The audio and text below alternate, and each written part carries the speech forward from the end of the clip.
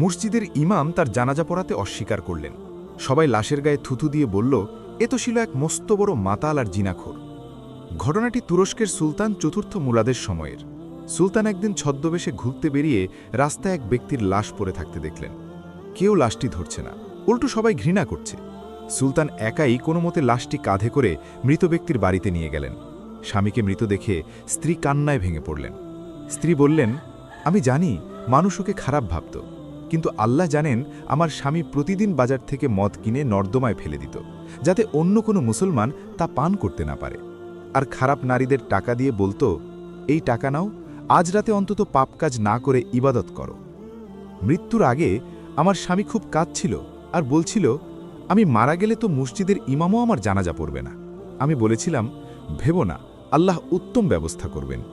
সব শুনে ছদ্মবেশে থাকা সুলতান কেঁদে ফেললেন। তিনি বললেন, আমিই তুরস্কের সুলতান মুরাদ। কাল আমি নিজে অলিদের নিয়ে তোমার স্বামীর জানাজা পড়াব। পরদিন হাজার হাজার মানুষ, এমনকি খোদ সুলতান সেই তথাকথিত পাপীর জানাজায় শরিক হলেন। তাই চোখের দেখা দেখে কাউকে বিচার করবেন না। কার আমল আল্লাহর কাছে কত দামি তা কেবল তিনিই জানেন।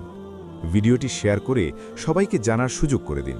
আর এমন আরও গল্প পেতে আমাদের হিকমা গল্প চ্যানেলটি সাবস্ক্রাইব করুন।